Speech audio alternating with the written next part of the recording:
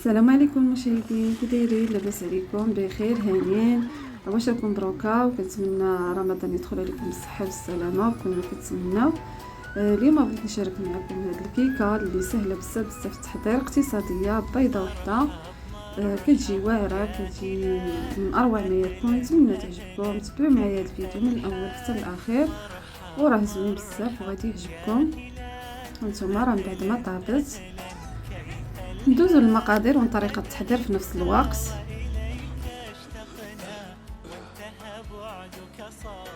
هانتوما في هذا الاناء كندير بيضه وحده بحجم كبير شويه، وكندير كاس ديال سنيده عامر مزيان بعبر كاس ديال العنبه،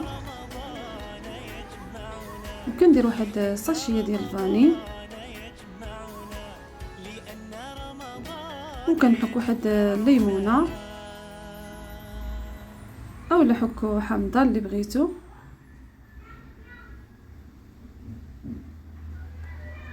كنحكها هكا مزيان مزيان، كنسم ليها كيجي المذاق ديالها زوين في الكيكه.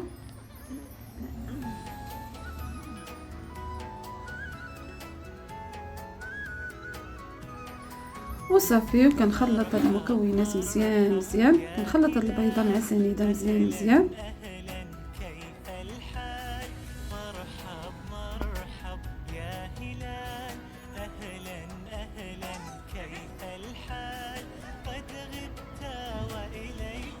وصافي ملي كنخلطو مزيان كنزيد كاس ديال الزيت حتى هو بعبر كاس ديال العنبه، وكنخلط مزيان مزيان بالضرب اليدوي. نتوما الا بغيتو ديروا الضرب الكهربائي ديروه. وصافي كنخلط هكا مزيان مزيان، وكنزيد كاس ديال الحليب، كاس عامر مزيان حتى هو بعبر كاس ديال العنبه.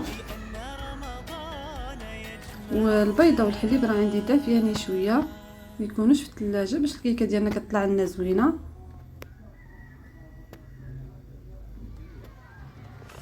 وصافي كنخلط كلشي مزيان وكنزيد واحد المعلقه صغيره ديال خميره الخبز، وكنزيد شويه ديال الملحه. سر هاد الكيكه اللي كتجي زوينه وكتجي عاليه هي ديك المعلقه ديال الخميره الصغيره اللي كتجيبها مجعبه من الداخل، وكتجي شيشه، كتجي فنه بالخميره ديال الخبز. وكندير 2 كيسان ديال الطحين رطاب ديال الفرز، النوع اللي زوين بعبر كاس ديال العنبه، وكنزيدها 2 خمارات ديال 8 غرام هانتوما، وكنغربلهم مزيان مزيان.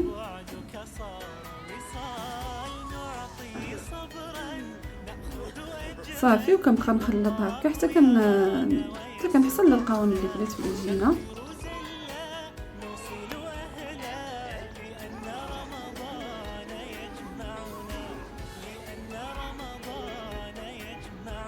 كنزيد كاس واحد اخر،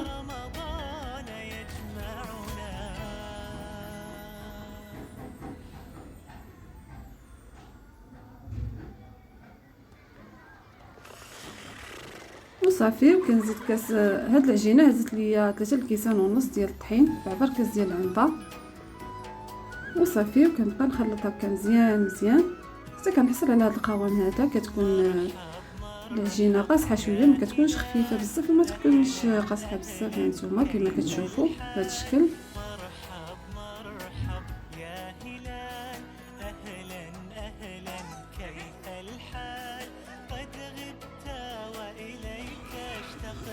خليت انا شويه العجينه وكنزيد عليها واحد الساشيه ديال الكاكاو، وكنخلطها مع هاد العجينه هادي. كنزيد عليها واحد 2 معلقات كبار ديال الحليب،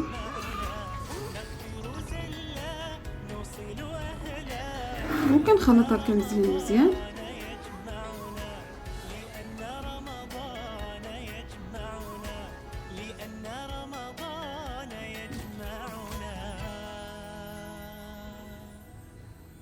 وصافي كنديرها هكا من الفوق فوق هذيك العجينه اللي درت.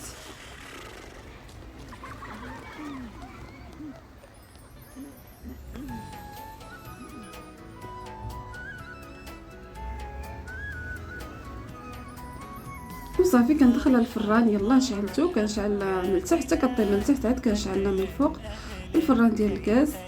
بقات كطيب ليا شي 45 دقيقه. وصافي كنجيب هاد الطاني ديال الشوكولاط وكندهنها به، اولا دهنوها بالكوفيتير ديال المشماش اولا المربى، ولا ذوبوا الشوكولاط كحل ودهنوها به، اولا خليوها غير هكاك نتوما كيبقى لكم الاختيار. وصافي كندهنها هكا مزيان مزيان.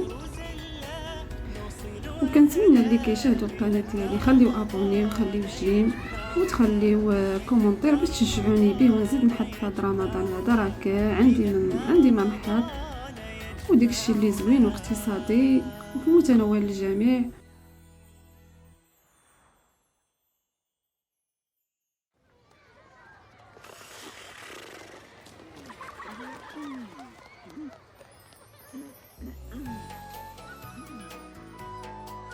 كنتمنى نكون خفيفه ظريفه على قلوبكم. كنتمنى الا ما عجبتكم شي حاجه هكا في الفيديوهات فاكتبوها لي في الكومنتيرات. وصافي هذا هو الشكل النهائي ديال الكيكه ديالي اللي كتجي زوينه بزاف. نتمنى تعجبكم وشكرا لكم بزاف على المشاهده ديالكم. لا يخطيكم. السلام عليكم.